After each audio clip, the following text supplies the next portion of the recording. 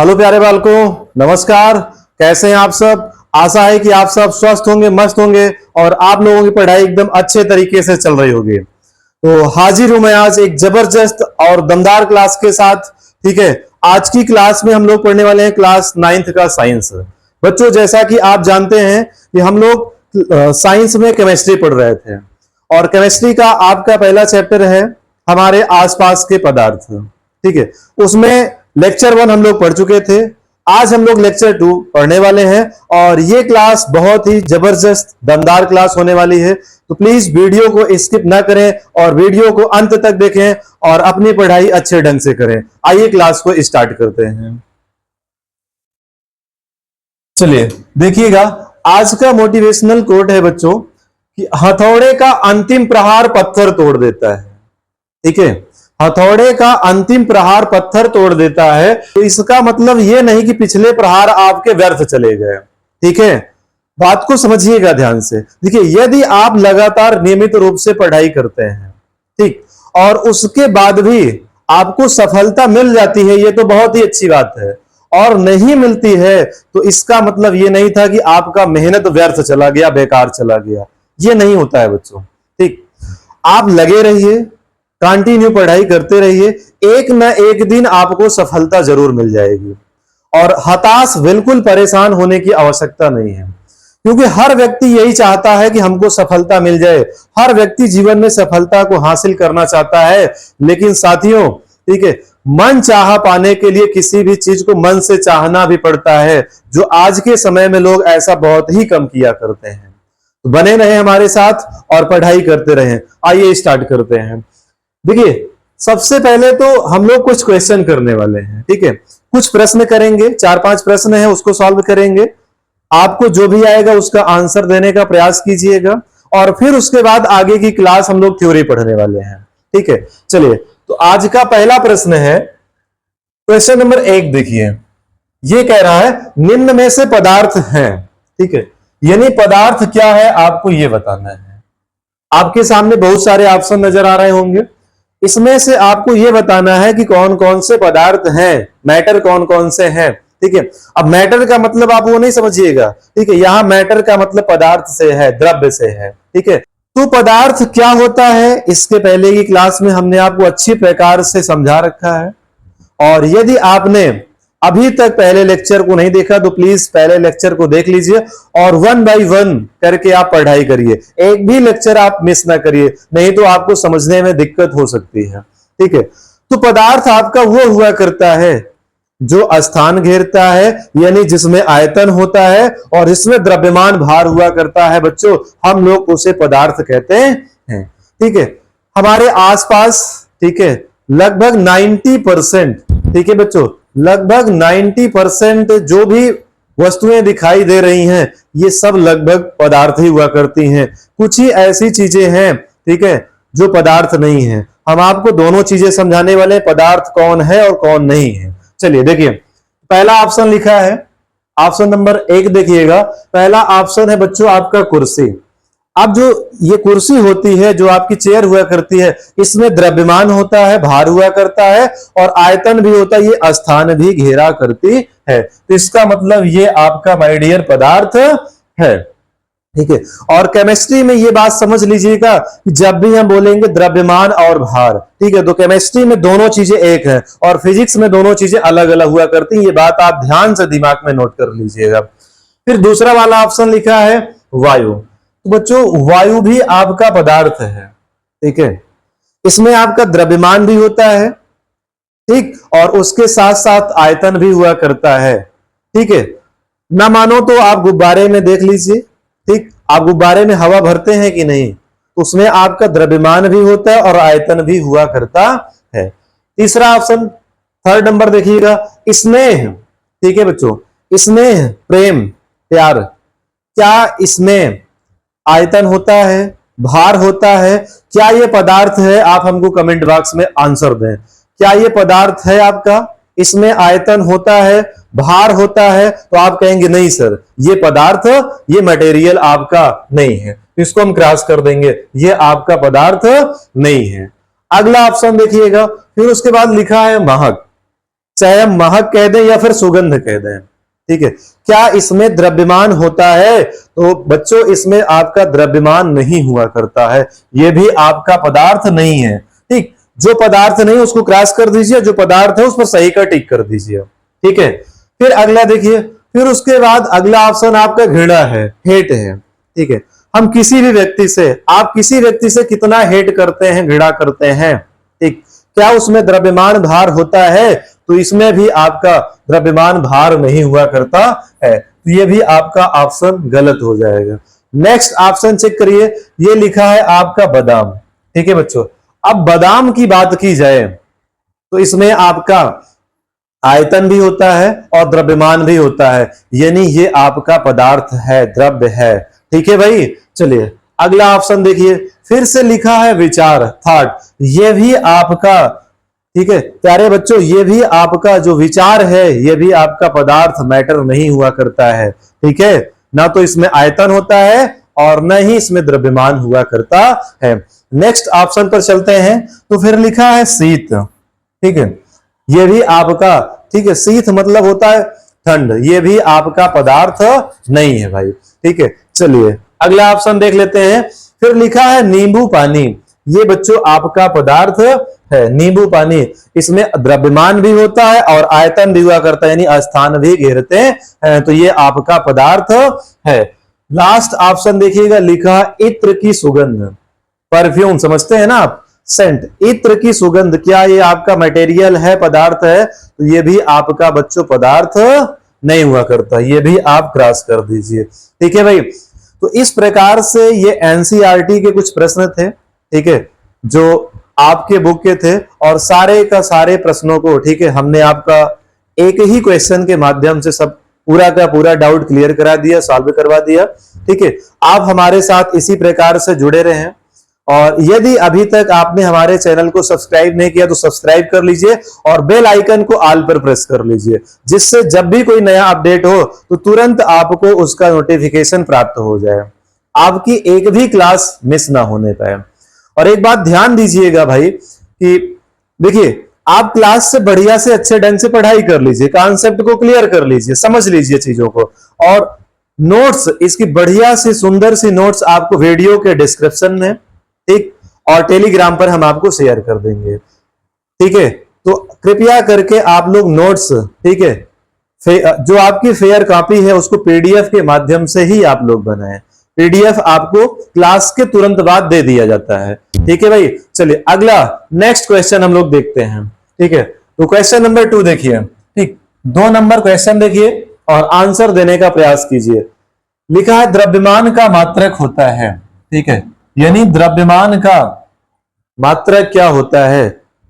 Option देखिएगा, 4 option आपके सामने लिखे हैं, हम चारों ऑप्शन को पढ़ते हैं और आंसर देने का प्रयास कीजिए।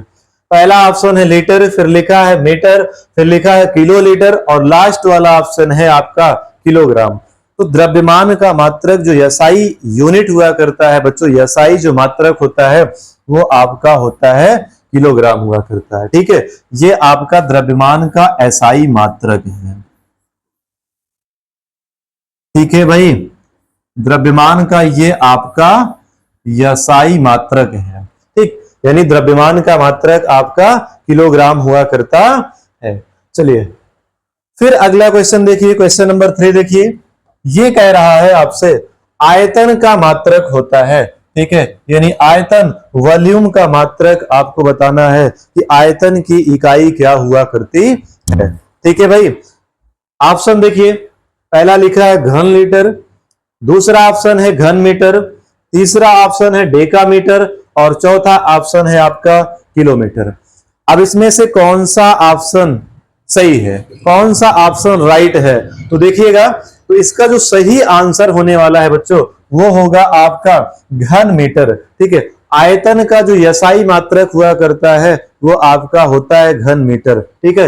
ये आयतन का, ध्यान दीजिएगा, इंपॉर्टेंट पॉइंट करके लिख रहे हैं, आयतन का, ठीक है, आयतन का एसआई मात्रक यानी एसआई यूनिट, ठीक है भाई, एसआई मात्रक ये होता है आपका घन मीटर, ठीक।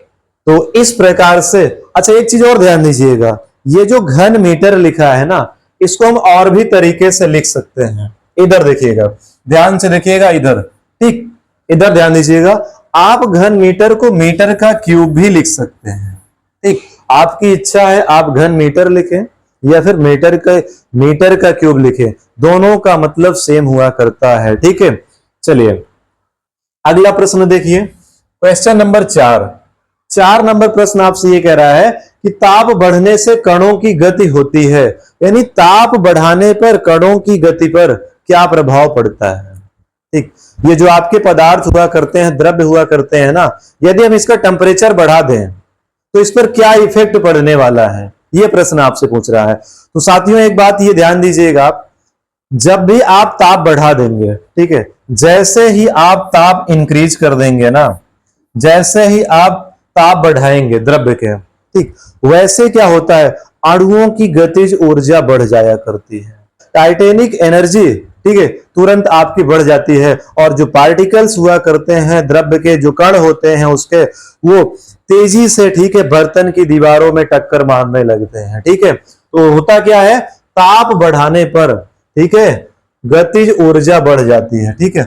अणुओं की गति बढ़ जाया करती है, ठीक है भाई, अणुओं की गति बढ़ जाती है, ठीक। एरो ऊपर लगाए हैं, इसका मतलब यह है कि इसमें वृद्धि हो रही है। तो बच्चों इसका ऑप्शन नंबर आपका, ठीक है, दूसरा ऑप्शन इसका राइट आंसर होने वाला है, ठीक है, यानी ताप बढ़ने से कणों की, ठीक है, कणों की गति बढ़ जाया करती है। चौथे का ऑप्शन नंबर बी आपका बिल्कुल सही ऑप्शन है, ठीक है भाई। और इस तरीके के प्रश्न, ठीक, इसी तरीके के प्रश्न आपके एग्जाम में पूछे जाते हैं और कॉम्पिटिटिव एग्जाम में, ठीक है, आप अगर कोई भी कंपटीशन का एग्जाम देने जाएंगे तो वहां भी इसी तरीके के प्रश्न आपसे पूछे जाते हैं। तो प्लीज बढ़िया से, ध्यान से, अच्छे तरीके से आप पढ़िएगा और कॉन्सेप्ट को क्लियर कर लीजिएगा, कंफ्यूजन की स्थिति में बिल्कुल न रहें भाई, ठीक। चलिए अगला क्वेश्चन देखिए, क्वेश्चन नंबर 5 आपके सामने है, कह रहा है निम्न पदार्थों को उनके कणों के बीच बढ़ते हुए आकर्षण बल, ठीक है, बढ़ते हुए आकर्षण बल के अनुसार व्यवस्थित करें, ठीक। आपको 3 पदार्थ दिए गए हैं, 3 मटेरियल आपको दिए गए हैं, कह रहा है इनके मध्य जो आकर्षण बल, अट्रैक्शन फोर्स कार्य करता है ना अणुओं के बीच, पार्टिकल्स के बीच, उसके अकॉर्डिंग आप इनको व्यवस्थित कर दीजिए, ठीक है भाई। तो चलिए एक बार देख लेते हैं पदार्थ कौन कौन से हैं, ठीक है भैया। अब जैसे हम जल की बात करें तो जल होता है आपका द्रव, ठीक, जल आपका द्रव हुआ करता है। फिर उसके बाद देखिएगा चीनी, ये भैया आपका होता है ठोस, चीनी आपकी ठोस होती है। फिर उसके बाद ऑक्सीजन है, ऑक्सीजन आपका गैस है, ठीक। अब अगर हम इतना लिख दिए हैं तो आपके दिमाग में चीजें तो चल ही रही होंगी फिर, ठीक। ठोस, द्रव, गैस, पदार्थ की ये मुख्यतः 3 अवस्थाएं हुआ करती हैं, ठोस, द्रव और गैस, ठीक है। और अब यानी कि देखिए पदार्थ की 2 अवस्थाएं और बढ़ गई हैं, कुल मिलाकर पदार्थ की 5 अवस्थाएं होने लगी हैं। अब चौथी अवस्था होती है प्लाज्मा और 5वीं अवस्था पदार्थ की होती है बच्चों बोस आइंस्टीन कंडेंसेट, ठीक है। ये पदार्थ की कुल मिलाकर 5 अवस्थाएं हुआ करती हैं। तो जो हम ठोस, द्रव, गैस लिख दिए हैं भाई ना, तो आगे की चीजें तो आप समझ ही गए होंगे कि इनको हम, ठीक है, इनके मध्य कैसे अट्रैक्शन फोर्स कार्य करता है, कैसे इनको व्यवस्थित करना है, आप समझ गए होंगे। तो ध्यान दीजिएगा बच्चों, सबसे ज्यादा अगर आकर्षण बल कार्य करता है तो वो आपका ठोस के अणुओं के मध्य होता है, ठीक है। और इसमें ठोस आपका क्या है, चीनी है। तो आंसर देखिएगा इसका कैसे लिखेंगे आप, ठीक है, आंसर देखिएगा, ठीक। तो सबसे ज्यादा, ठीक है, चीनी, आप चीनी लिख लीजिए इसमें, ठीक है, यानी चीनी के अणुओं के मध्य आकर्षण बल जो होगा ना वो इन सब की अपेक्षा, क्योंकि चीनी ठोस होती है तो उसके बीच, उसके अणुओं के बीच आकर्षण बल आपका प्रबल हुआ करता है। ग्रेटर देन का चिन्ह लगा दीजिए। फिर उसके बाद ठोस के बाद बच्चों होता है द्रव में आकर्षण बल, ठीक है, इससे कम हुआ करता है। और यहां द्रव आपका है जल, ठीक है भाई। अब उसके बाद द्रव के बाद आकर्षण बल सबसे कम आपका हुआ करता है गैस में, और यहां गैस आपको दी गई है, फिर से ग्रेटर देन का चिन्ह लगाइए। ठीक है, गैस आपकी है ऑक्सीजन। ठीक है भाई, ऑक्सीजन। ठीक, तो इस प्रकार से हम लोगों ने क्या किया बच्चों, इस प्रकार से हम इसको, ठीक, ये जो तीनों आपको दिए गए थे पदार्थ ना, इसको हम आकर्षण बल के घटते हुए क्रम में व्यवस्थित कर दिए। ठीक है, यानी आकर्षण बल के अनुसार हमने इसको व्यवस्थित कर दिया है। ठीक है भाई, सबसे ज्यादा आकर्षण बल आपका चीनी के अणुओं के मध्य कार्य करेगा क्योंकि ठोस है, उसके बाद जल, और फिर उसके बाद आपका ऑक्सीजन गैस के अणुओं के मध्य। ठीक चलिए अब देख लेते हैं, यहां पर इंपॉर्टेंट पॉइंट लिखा है, ध्यान दीजिएगा, बहुत ही केयर करिएगा। प्लाज्मा पदार्थ की चौथी अवस्था हुआ करती है। कौन सी अवस्था होती है बच्चों, ये है आपका पदार्थ की, हम लिख रहे हैं, देखिएगा, पदार्थ की, ठीक है, चौथी अवस्था, चौथी अवस्था। ठीक है भाई, ध्यान दीजिएगा इस पॉइंट को, इंपॉर्टेंट पॉइंट है। तो पदार्थ की चौथी अवस्था आपकी प्लाज्मा हुआ करती है। हिंदी और इंग्लिश दोनों में इसको प्लाज्मा ही बोलते हैं। ठीक है भैया, तो प्लाज्मा होता क्या है, ठीक, देखिएगा और समझिएगा। द्रव्य की वह अवस्था जिसमें उच्च ताप पर द्रव्य के परमाणु आयनित अवस्था में होते हैं। ठीक है, द्रव्य के परमाणु आयनित अवस्था में होते हैं, उसे हम लोग प्लाज्मा कहते हैं या फिर प्लाज्मा कहलाती है। यानी पदार्थ की ऐसी अवस्था है ये, ठीक है, जिसमें उच्च ताप पर, हाई टेम्परेचर पर द्रव्य के जो परमाणु हैं, पदार्थ के जो परमाणु हुआ करते हो, वो आयनित अवस्था में रहते हैं। तो पदार्थ की ऐसी अवस्था को बच्चों हम लोग प्लाज्मा बोला करते हैं, प्लाज्मा कहते हैं, और ये पदार्थ की चौथी अवस्था हुआ करती है। ठीक है बच्चों, अगर ये डिफिनीशन आपको कठिन लग रही है, ठीक है, तो आप दूसरे तरीके से भी इसको याद कर सकते हैं। ठीक, देखिए, बॉडी में आपके प्लाज्मा पाया जाता है। ठीक है, रक्त में लगभग 55%, ठीक है, रक्त में लगभग 55% आपका प्लाज्मा पाया जाता है। आप इसको इस तरीके से भी याद कर सकते हैं कि रुधिर में जो पीले रंग का पदार्थ पाया जाता है उसे हम लोग प्लाज्मा कहते हैं। क्या कहते हैं बच्चों, प्लाज्मा कहते हैं। जो रुधिर में यानी ब्लड में हमारे आपके जो खून में पीले रंग का पदार्थ होता है उसे हम लोग प्लाज्मा कहते हैं। इसकी परिभाषा आप इस तरीके से भी पढ़ सकते हैं। ठीक है भैया, तो ध्यान दीजिएगा, हम आपको थोड़ा सा एडवांस बता रहे हैं। ठीक है, एडवांस जानकारी है, ध्यान दीजिएगा, या इंपॉर्टेंट पॉइंट करके लिख रहे हैं। ठीक, तो ये आपके रक्त में, ठीक है, ब्लड में इसका जो परसेंटेज होता है बच्चों, वो होता है आपका 55%। रक्त में, ब्लड में 55% आपका प्लाज्मा होता है। शेष आपके आरबीसी हुआ करते हैं, और जो भी ठीक अन्य पदार्थ होते हैं वो सब आपके मौजूद हुआ करते हैं 45% में। ठीक है, अब उसके बाद देखिए 55% तो रक्त में आपका प्लाज्मा हो गया।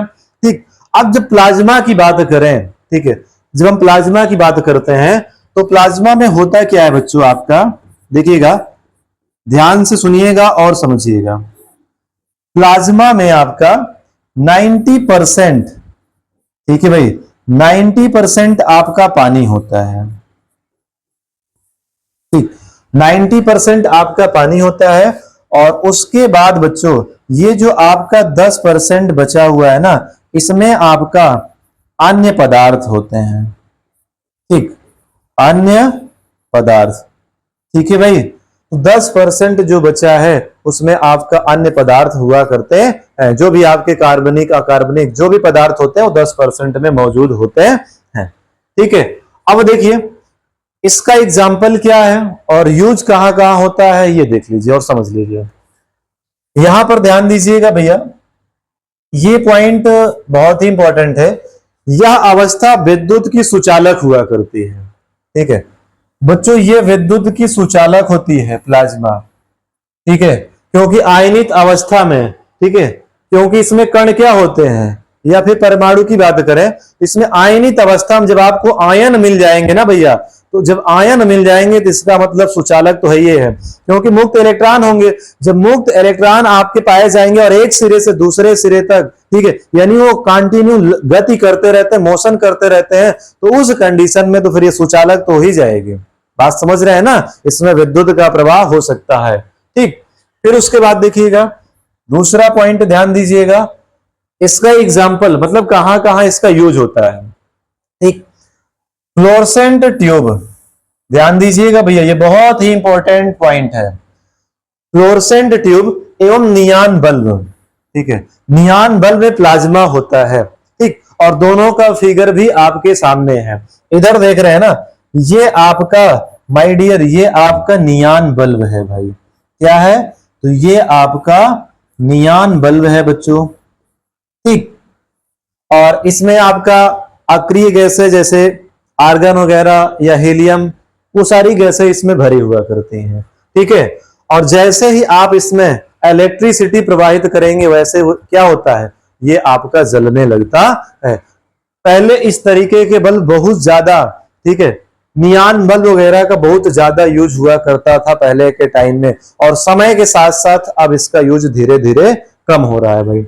इधर देखिएगा, तो ये आपका क्या है बच्चों, तो इधर है आपका फ्लोरोसेंट ट्यूब।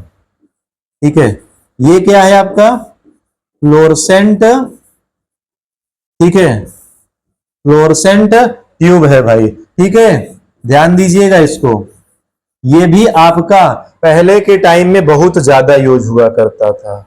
ठीक है, ये जो आपका फ्लोरोसेंट ट्यूब है ना बच्चों, पहले के टाइम में इसका भी बहुत ज्यादा यूज हम लोग किया करते थे। इसमें भी आपकी अक्रिय गैसें, ठीक है, जैसे आर्गन है, नियान है, वो सारी गैसें इसमें भी भरी हुआ करती थी। ठीक है, आज के टाइम में जो हम लोग एलईडी यूज करते हैं, इसका तो ना पूछिए, इसका तो पूरा पुर्जा पुर्जा आप निकाल के अलग कर दीजिए, उसके बाद भी इलेक्ट्रिसिटी आप प्रोवाइड करिए, देखिए, ठीक है, ये जलती रहती हैं, इसमें इसकी कोई आवश्यकता ही नहीं है। तो समय के साथ साथ चीजें, ठीक है, बदल रही हैं। आगे देखिएगा भैया, तो नंबर 5, ये पदार्थ की पांचवी अवस्था होती है। ठीक, और इंपॉर्टेंट है, पदार्थ की पांचवी अवस्था बोस आइंस्टीन कंडेंसेट। ठीक है भाई, कौन सी अवस्था होती है, बोस आइंस्टीन कंडेंसेट। नाम भी इसका ध्यान से सुनिएगा, इसे दो लोगों ने खोजा था, इसीलिए उन्हीं के नाम पर इसका नामकरण भी कर दिया गया। बोस ने खोजा था, बोस नाम रखा गया। ठीक, और आइंस्टीन ने खोजा था तो आइंस्टीन, यानी बोस आइंस्टीन, दो व्यक्तियों के नाम के आधार पर इसका नामकरण नाम रखा गया है। ठीक है, तो बोस आइंस्टीन कंडेंसेट होता क्या है, ये देखिएगा और समझिएगा। ठीक, द्रव्य की वह अवस्था जो अत्यधिक निम्न ताप पर, अत्यधिक निम्न ताप पर होती है, उसे हम लोग, ठीक है, बोस आइंस्टीन कंडेंसेट कहते हैं। ये बहुत ही निम्न ताप पर, 0 या फिर 0 के नीचे, ठीक है, टेम्परेचर पर हुआ करती है बच्चों। ठीक है, एक विशेष कंडीशन हुआ करती है, बोस आइंस्टीन कंडेंसेट। ठीक है, ये उसका फिगर है। ठीक, ध्यान से देखिएगा और समझिएगा, बोस आइंस्टीन, ठीक है भैया, बोस आइंस्टीन कंडेंसेट।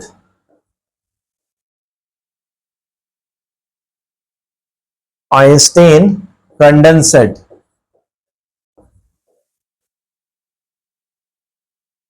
ठीक, चलिए देखिए, सारा का सारा चीजें जो भी कंटेंट है, देखिए थ्योरी तो जबरदस्त लाजवाब है ये है, लेकिन उसके साथ देखिए मैं आपको विथ फिगर चीजों को पढ़ा रहा हूं, समझा रहा हूं, ताकि बढ़िया से आपके समझ में आए। ठीक है, और जरा सा भी डाउट आपके पास ना हो। यदि फिर भी कोई समस्या आपको होती है तो आप हमें कमेंट करके बताएं, या फिर हमारे हेल्पलाइन 95194175 और 64 पर आप हमें कॉल कर सकते हैं, या फिर आप हमें व्हाट्सएप कर सकते हैं। और जो भी आपके, ठीक है, जो भी आपकी क्वेरीज हो वो आप हमें दर्ज करा सकते हैं। हमारी टीम 100% उसका समाधान आपको उपलब्ध कराएगी, और किसी भी प्रकार की आपको समस्या होने वाली नहीं है। ठीक है भाई, चलिए आगे पढ़ते हैं। आगे देखिएगा, तो अगला टॉपिक है हमारा विसरण। एकदम जबरदस्त दमदार टॉपिक है और इंपॉर्टेंट पॉइंट भी है बच्चों, ठीक है, इंपॉर्टेंट, ठीक, बहुत ही इंपॉर्टेंट होने वाला है ये विसरण। इंग्लिश में इसे हम लोग डिफ्यूजन कहते हैं भाई, ठीक है। ये होता क्या है, परिभाषा देखिएगा इसकी डेफिनेशन, दो विभिन्न पदार्थों के कणों का स्वतः मिलना ही विसरण कहलाता है। यानी कोई भी दो पदार्थ हैं, यदि उनके कण पार्टिकल्स स्वतः, स्वतः का मतलब अपने आप, ठीक है, यदि वो अपने आप आपस में मिल जाते हैं, घुल जाते हैं, तो इसे हम लोग विसरण कहते हैं, डिफ्यूजन कहा करते हैं बच्चों, ठीक।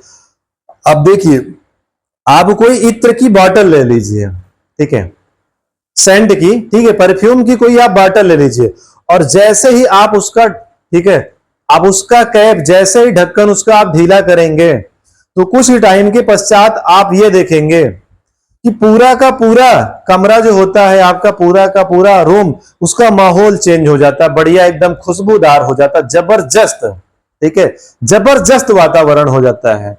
या फिर देखिए, जो भी आदमी परफ्यूम छिड़क रखता है ना, ठीक, देखिए वो जहां भी आया जाया करते हैं, ये जो परफ्यूम के पार्टिकल्स हैं, कण है ना, स्वतः गति करते हैं और ये फैल जाया करते हैं, और हमको आपको महसूस हो जाता है कि हाँ, कोई आदमी परफ्यूम मार के या परफ्यूम लगा के आया हुआ है, ठीक है। एग्जाम्पल देखिएगा और समझिएगा, ठीक, यहां एग्जाम्पल हमने ले रखा है बच्चों, particles of potassium permanganate are able to move in a beaker of water. पानी का कोई बीकर हमने ले रखा है, उसमें हम लोग पोटेशियम परमैंगनेट को घोल रहे हैं बच्चों, ठीक है, ध्यान दीजिएगा। इसका सूत्र क्या होता है, तो सूत्र होता है आपका KMnO4, ठीक। इसका नाम क्या है, रासायनिक नाम पोटेशियम,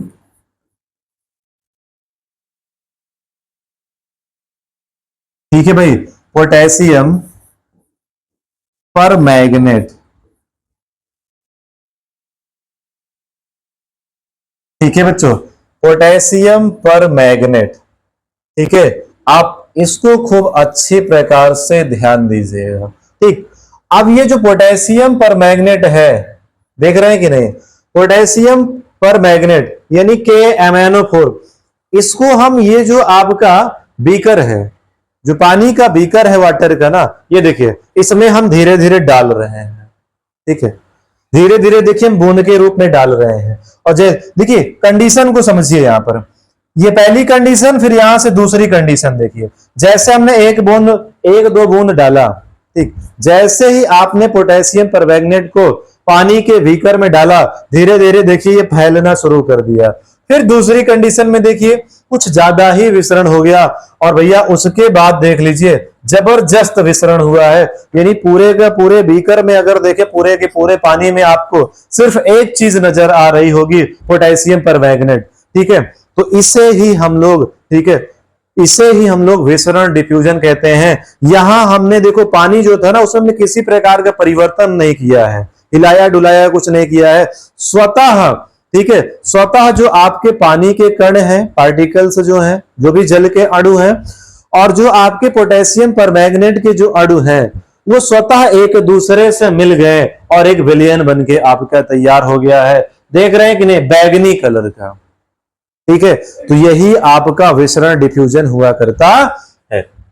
चलिए आगे देखिएगा। अब देखिए, हम आपको ये तो बता दिए थे कि पदार्थ की मुख्यतः 3 अवस्थाएं होती हैं और ओवरऑल 5 अवस्थाएं हुआ करती हैं। तो उसको हम बारी बारी से डीप में अब अध्ययन करने वाले हैं। तो पदार्थ की पहली अवस्था आपके सामने है, नंबर 1 ठोस अवस्था। इंग्लिश में इसे हम लोग कहते हैं माय डियर सॉलिड स्टेट बोला करते हैं। ये ठोस अवस्था होती क्या है, इसको बढ़िया से हम लोग पढ़ेंगे, समझेंगे। इनके कणों के यानी पार्टिकल्स का क्या अरेंजमेंट होता है, उनके बीच में क्या व्यवस्था हुआ करती है, कैसा आकर्षण बल कार्य करता है, ये संपीड्य होते हैं नहीं संपीड्य होते हैं, इनमें प्रसार होता है नहीं होता है, आयतन में आकार में क्या परिवर्तन होता है, सारी चीजें मैं आपको डिटेल में बताने वाला हूं। ठीक, आइए देखते हैं। तो द्रव्य की वह अवस्था, परिभाषा देखिएगा, द्रव्य की वह अवस्था जिसका आकार, ठीक, इंपॉर्टेंट पॉइंट है भाई, ध्यान दीजिएगा, जिसका आकार एवं आयतन दोनों निश्चित होते हैं। ठीक है भाई, यहां पर ट्विस्ट है, ध्यान दीजिएगा। मतलब पदार्थ की ऐसी अवस्था जिसके आकार और आयतन दोनों निश्चित होते हैं, उसे हम लोग बच्चों ठोस कहते हैं। ठीक है, सॉलिड कहा करते हैं। अब ये पेन आप देख रहे हैं ना, जिससे मैं आपको पढ़ा रहा हूं, इसमें, ठीक है, इसमें लाखों करोड़ों अरबों की संख्या में इसमें पार्टिकल्स मौजूद होंगे। ठीक है, इतने सारे पार्टिकल्स मौजूद हैं कि हम आप अनुमान भी नहीं लगा सकते हैं कितने पार्टिकल्स इस पेन में उपस्थित होंगे। ठीक है, प्लास्टिक के, ठीक है भाई, पदार्थ के कितने पार्टिकल्स हैं यह अनुमान भी नहीं लगा सकते हैं। और इसकी जो संरचना है ना, देख रहे हैं ना, ये ठोस है, यानी इसके पार्टिकल्स जो है बहुत पास पास, इतने पास पास हुआ करते हैं, ठीक, कि उन्हीं के कारण इतने ज्यादा पास पास इनके पार्टिकल्स होते हैं कि ये जरा से भी गति नहीं कर पाते हैं। ठीक है, फ्री तो होते नहीं है कि गति कर पाए, इधर से उधर मूव कर पाए, जा पाए, वो उसी स्थान पर फिक्स होते हैं और उसी पर ये कंपन किया करते हैं बच्चों। बस बात समझ रहे ना, केवल इनमें कंपन हुआ करता है। ठीक है, यही कारण है कि इसका आकार और आयतन दोनों निश्चित है। आप हमको ये बताइए, क्या इस पेन का आकार और आयतन चेंज हो सकता है? तो आप बोलेंगे नहीं सर, नहीं, बिल्कुल नहीं चेंज हो सकता है, किसी भी हालत में नहीं चेंज हो सकता है। भाई देखिए, ये द्रव्य के कण है, ठीक है, द्रव्य के कण या फिर पदार्थ के कण है। देखिएगा, समझिएगा, इधर पदार्थ के कण, ठीक है भैया, ये आपके पदार्थ के या फिर द्रव्य के कण है। द्रव्य के कणों की बीच की व्यवस्था है, मैंने आपको फिगर के माध्यम से दिखा रहा हूं। ये देखिए, ये जो भी पार्टिकल्स हैं, देख रहे हैं कि नहीं, ये देखिए एक दूसरे से एकदम सटे होते हैं, चिपके होते हैं।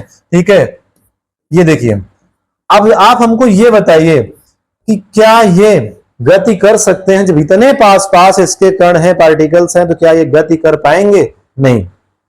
और यही कारण है बच्चों कि इनके मध्य प्रबल, ठीक है, प्रबल आकर्षण बल कार्य करता है, जो इनको एक दूसरे से बांधे रखता है।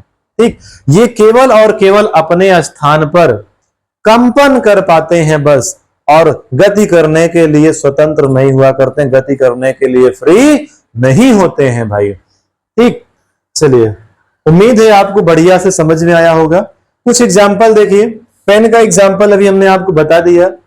लकड़ी देखिए, वो भी आपका ठोस ही हुआ करती है। बर्फ देखिए, ठीक, जल का ही एक रूप होता है, वाटर का, ठोस अवस्था।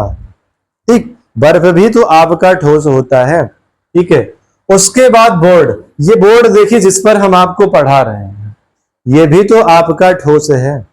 ठीक है, फिर उसके बाद पत्थर, ठीक है, पत्थर भी आपका ठोस हुआ करता है।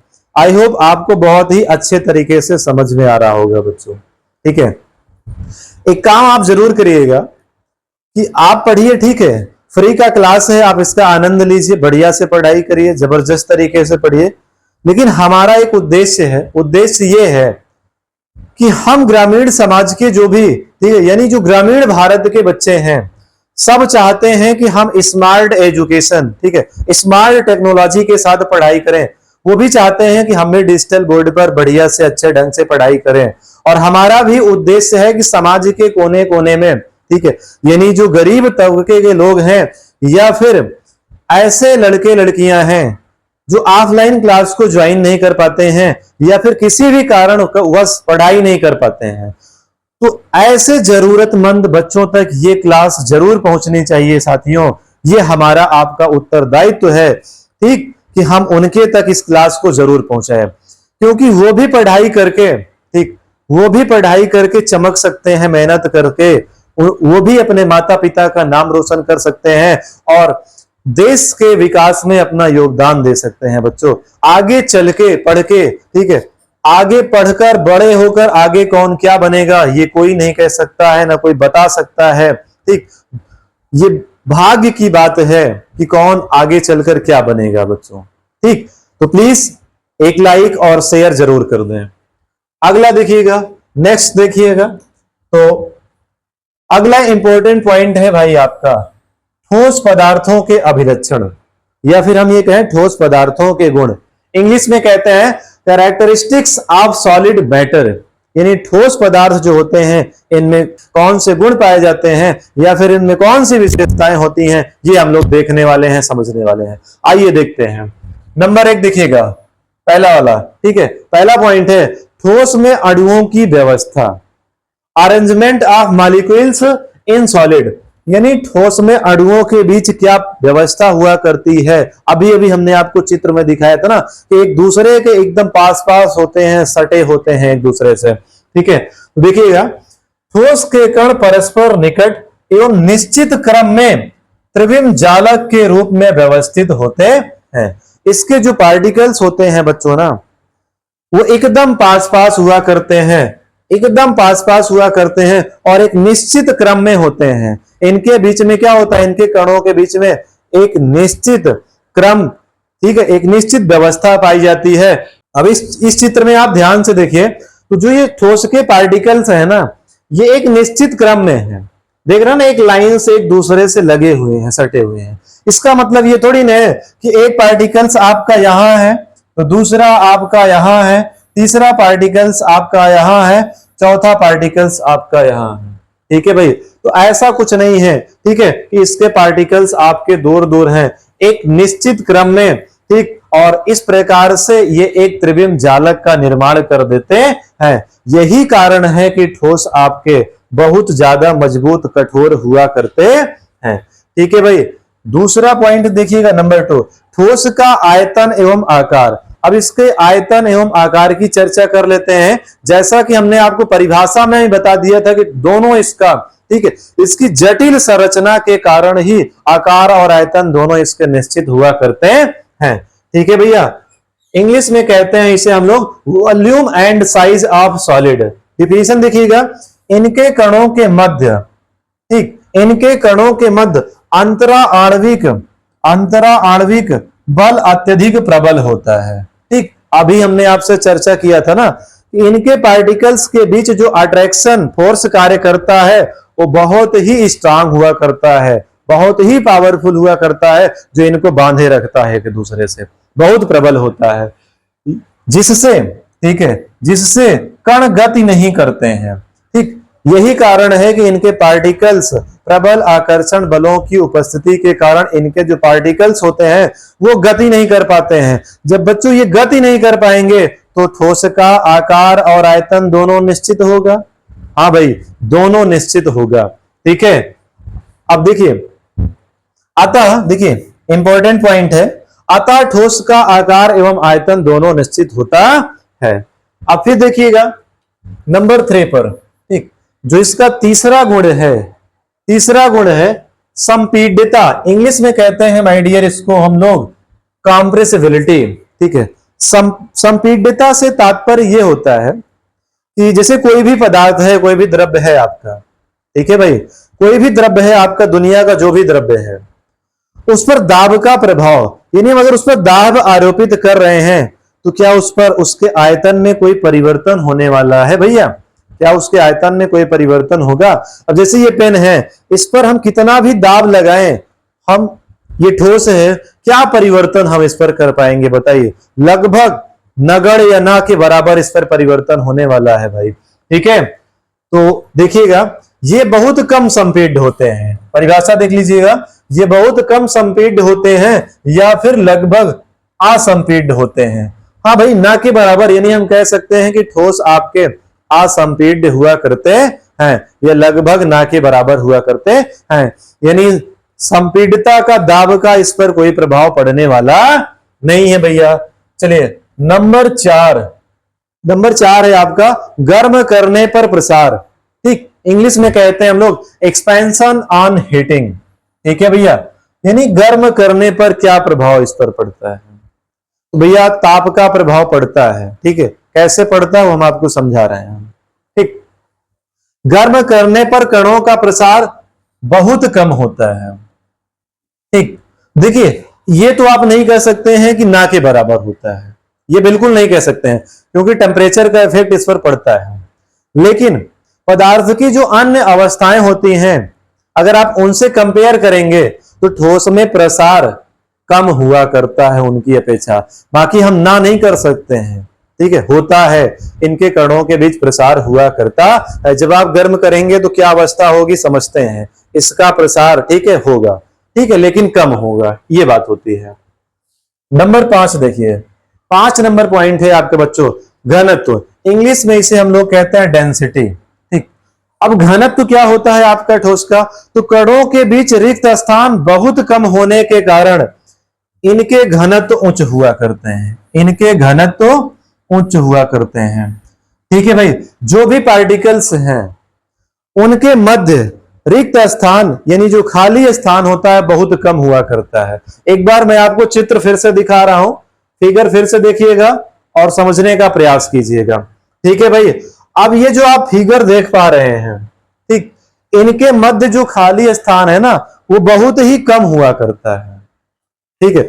यही कारण है कि इनका जो घनत्व होता है, डेंसिटी जो हुआ करता है, वो आपका हाई होता है, उच्च हुआ करता है, ठीक है भैया। चलिए अब अगला टॉपिक हम लोग देख लेते हैं। तो नेक्स्ट है आपका, ठीक, इस प्रकार से आपका ठोस समाप्त हो जाता है। इससे संबंधित जो भी जानकारी थी हमने आपको डिटेल में दिया। अब ठोस अवस्था समाप्त हो जाती है। अब पदार्थ की दूसरी अवस्था देखिए, द्रव्य की दूसरी अवस्था देखिए। तो दूसरी अवस्था है आपका द्रव अवस्था। इंग्लिश में भैया हम लोग इसे कहते हैं लिक्विड स्टेट, ठीक है। यानी ये द्रव अवस्था क्या होती है इसको देखिएगा और समझिएगा, ठीक है। तो द्रव्य की वह अवस्था जिसका आयतन निश्चित होता है, ठीक है भाई, जिसका आयतन निश्चित होता है परंतु आकार अनिश्चित होता है, ठीक, उसे हम लोग द्रव अवस्था कहते हैं। तो ट्विस्ट यहीं पर है साथियों, ध्यान दीजिएगा आप लोग। एग्जाम्पल देखिए, एग्जाम्पल है आपका जल, वाटर, फिर उसके बाद आपका है तेल, ठीक है, सबके घर में तेल हुआ करता है, सब जानते हैं। और फिर उसके बाद आपका दूध है, जूस है, शीतल पेय पदार्थ, ठीक है। मार्केट में जो भी आपके शीतल पेय पदार्थ उपलब्ध हैं, कोल्ड ड्रिंक्स वगैरह, सबके सब कौन सी अवस्थाएं होती हैं, सबकी अवस्थाएं आपका द्रव हुआ करता है, सबके सब बच्चों लिक्विड फॉर्म में हुआ करते हैं। अब इनके कणों के बीच, ठीक है, इनके कणों के बीच क्या व्यवस्था होती है, इनके पार्टिकल्स कैसे होते हैं, तो ये देखिए चित्र के माध्यम से हमने बना रखा है। चित्र में देखिएगा, ये आपका, ठीक, ये आपके द्रव के कण हैं, द्रव के कण, ठीक है बच्चों, ये आपके द्रव के कण हैं। अब देखिए ठोस की अपेक्षा जब आप तुलनात्मक रूप में देखेंगे भाई ना, तो ठोस की अपेक्षा ये जो द्रव के पार्टिकल्स हैं भैया ना, ये जो कण हैं, ये देखिए ये एक दूसरे से दूर दूर है और इनके बीच खाली स्थान भी आपको, ये देखिए ये खाली स्थान आपको दिखाई दे रहा है ना, ये देखिए खाली स्थान आप देख पा रहे हैं कि नहीं, ठीक है।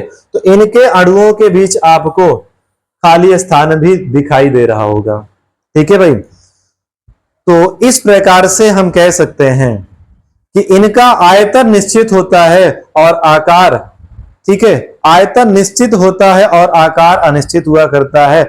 आप इन्हें द्रव को जिस भी बर्तन में रखेंगे बच्चों ना, आप ग्लास में रखेंगे तो ग्लास का आकार ग्रहण कर लेंगे, ठीक है, और उसके बाद बाल्टी में रखेंगे तो बाल्टी का आकार ग्रहण कर लेंगे। मतलब यही होता है कि इनका, ठीक है, बाटल में रखेंगे तो बाटल का आकार ले लेंगे। इससे यही चीज प्रूफ होती है कि आयतन तो निश्चित है, अगर 1 लीटर पानी है तो 1 ही लीटर पानी रहेगा, लेकिन आकार इनका बार बार बदल रहा है, तो हम कह सकते हैं कि इनका आकार अनिश्चित होता है, ठीक है भाई। अब आइए इससे संबंधित इंपॉर्टेंट जो भी पॉइंट है वो देख लेते हैं। द्रवों के अभिलक्षण, या फिर हम इसे कहें द्रवों के गुण, या फिर कहें हम विशेषताएं क्या होती हैं, तो देखिएगा इंग्लिश में कहते हैं कैरेक्टरिस्टिक्स ऑफ लिक्विड, ठीक है। इस पर, इसमें क्या गुण होते हैं, क्या विशेषताएं हुआ करती हैं, क्या खास बात होती है द्रव में, हम लोग ये पढ़ने वाले हैं भाई, ठीक है। देखिएगा तो नंबर 1 पहला पॉइंट है आपका नंबर 1 देखिएगा। तो पहला पॉइंट है आपका भैया, द्रव में अणुओं की व्यवस्था। इनके अणुओं की व्यवस्था कैसे होती है? Arrangement of molecules in liquid. तो अभी अभी हमने आपको बताया और फिगर भी दिखाया कि द्रव के जो मॉलिक्यूल्स हुआ करते हैं, जो भी इनके अणु हुआ करते हैं, वो ठोस की अपेक्षा दूर दूर हुआ करते हैं। ठीक है भाई, देखिएगा। तो ठोस की अपेक्षा द्रव में अणुओं के मध्य दूरी अधिक होती है, जिस कारण इसके अणु स्वतंत्र रूप से गति करते हैं। ठीक है भैया। तो होता क्या है कि ठोस के अपेक्षा क्या होता है, द्रव में आपका, ठीक है, खाली स्थान आपने देखा ही था। तो खाली स्थान पाया जाएगा, जो इसके अणु हैं, जो भी पार्टिकल्स हैं, वो गति करने के लिए स्वतंत्र होते हैं। ठीक है, वो मूवमेंट करते रहते हैं। और यही कारण है कि इनके बीच जो आकर्षण बल कार्य करता है, वो ठोस की तुलना में दुर्बल हुआ करता है, वीक होता है। ठीक है भाई। अब देखिए नंबर 2, दूसरा वाला पॉइंट देखिएगा, द्रव का आयतन एवं आकार। इंग्लिश में कहते हैं volume and size of liquid. ठीक, इसका आयतन और आकार कैसा होता है, तो ये भी हम आपसे चर्चा कर चुके हैं। ठीक है भाई, फिर से एक बार देख लीजिए। अणुओं के बीच अंतरा आणविक आकर्षण बल ठोस की अपेक्षा, ठीक है भैया, ठोस की अपेक्षा कम होता है। ठीक, फलस्वरूप अणुओं के बीच रिक्त स्थान अधिक हुआ करता है। रिक्त स्थान भी आपका अधिक हो जाएगा। ठीक है, बल्ले बल्ले है। और गतिज ऊर्जा अधिक होने के कारण, भैया जब खाली स्थान होगा तो अणु गति करेंगे, एक दूसरे को टक्कर मारेंगे। ठीक है, तो गतिज ऊर्जा बढ़ जाएगी, और गतिज ऊर्जा अधिक होने के कारण तरलता का गुण इनमें पाया जाता है। तरलता का गुण पाया जाता है, यानी बहने का गुण इसमें पाया जाता है। ठीक है भैया, यही कारण है कि द्रवों में बहने का गुण पाया जाता है। चलिए अगला पॉइंट देखिए। तो नंबर 3, संपीडिता। ठीक है, संपीडिता को इंग्लिश में हम लोग कहते हैं कंप्रेसिबिलिटी, यानी दाब का प्रभाव इस पर क्या पड़ता है। ठीक है, तो ये कम संपीड्य होते हैं। ठीक है भाई, ये कम संपीड्य होते हैं। अब देखिए बात को समझिएगा। जैसे हमने आपसे अभी हमने ठोस में चर्चा किया था, हमने आपसे ये कहा था ना कि जो ठोस होता है, जो भी ठोस पदार्थ हुआ करते हैं, उस पर संपीड्यता का प्रभाव लगभग ना के बराबर होता है, यानी कह सकते हैं होता ही नहीं है। लेकिन जो द्रव होता है, इस पर संपीड्यता का यानी दाब का प्रभाव पड़ता है द्रव पर। ठीक है, लेकिन कम होता है। ठीक है, ठोस की अपेक्षा अधिक होता है, गैस की अपेक्षा आपका कम हुआ करता है। चलिए अगला पॉइंट देखिए, नंबर 4, प्रसरण। ठीक है, इंग्लिश में कहते हैं एक्सपेंशन। प्रसरण से तात्पर्य होता है बच्चों फैलने से। तो ठोस की तुलना में अधिक प्रसार होता है। बात समझ रहे हैं कि नहीं? अगर आप ठोस की तुलना में देखेंगे तो द्रवों में, ठीक है, अधिक प्रसार होता है, यानी ये फैल जाया करते हैं, इसमें अधिक प्रसार पाया जाता है भैया। ठीक है, अब देखिए इस प्रकार से आपका द्रव अवस्था भी, ठीक है, पदार्थ की दूसरी अवस्था द्रव को भी हम अच्छे प्रकार से समझ लेते हैं, पढ़ लेते हैं और खत्म हो जाता है। अब पदार्थ की तीसरी अवस्था, नंबर 3, ये देखिए, ये आपकी पदार्थ की तीसरी अवस्था है बच्चों। ठीक है, देखिएगा और समझिएगा, गैस अवस्था। इंग्लिश में हम लोग कहते हैं गैसियस स्टेट। ठीक है भाई, द्रव्य की वह अवस्था जिसका आकार, ठीक है, जिसका आकार और आयतन दोनों अनिश्चित होते हैं, उसे हम लोग गैस कहते हैं। मतलब इस ससुरे का पूरा, ठीक, ये सब के सब क्या होते हैं, ये सब आवारा होते हैं। ठीक, इनका आकार और आयतन कुछ निश्चित नहीं होता है, इनका कोई निश्चित ना तो कोई क्रम है ना कुछ है, ये इधर उधर गति करते रहते हैं, घूमते टहलते रहते हैं, एकदम आजाद हुआ करते हैं। नो टेंशन है इनको, किसी प्रकार का कोई समस्या नहीं। ठीक, कुछ निश्चित नहीं है, ना तो आकार ना तो आयतन, सब अनिश्चित है। एग्जाम्पल देखिए, ऑक्सीजन, हाइड्रोजन, हीलियम, जलवाष्प, ये सब के सब बच्चों आपके गैस के एग्जाम्पल हैं। ठीक है, अब ये गैस के कण हैं, इधर देखिएगा, गैस के अणु, चाहे आप अणु कह दीजिए चाहे आप कण कह दीजिए, जो आपकी इच्छा हो, आप स्वतंत्र हैं। ठीक है भाई, गैस के अणु, ये देखिए एरो का निशान देखिए, ये गैस। अच्छा, इनके बीच कोई निश्चित क्रम नहीं होता है, इनके अणुओं के बीच में सब इधर इधर उधर ससुरे पड़े हुआ करते हैं। देखिए सब इधर उधर बर्तन में इधर उधर बिखरे पड़े हुए हैं। ठीक, कोई यहां है तो कोई यहां, कोई वहां है, कोई क्रम ही नहीं है। और ये देखिए सब एरो का निशान देखिएगा भैया, सब इधर उधर मूवमेंट कर रहे हैं, गति कर रहे हैं। आगे देखिएगा, तो अब हम लोग पढ़ने वाले हैं गैसीय अवस्था के अभिलक्षण। ठीक, यानी इसमें कौन कौन से गुण पाए जाते हैं, कौन कौन सी विशेषताएं पाई जाती हैं, वो हम लोग पढ़ने वाले हैं। इंग्लिश में कहेंगे characteristics of gaseous state. Number 1 देखिएगा, पहला गुण कौन सा है, पहली विशेषता है गैस में अणुओं की व्यवस्था। तो सबसे पहले अणुओं की व्यवस्था हम लोग देखेंगे, arrangement of molecules in gas. ठीक है, क्या अरेंजमेंट होता है अणुओं का इनके बीच।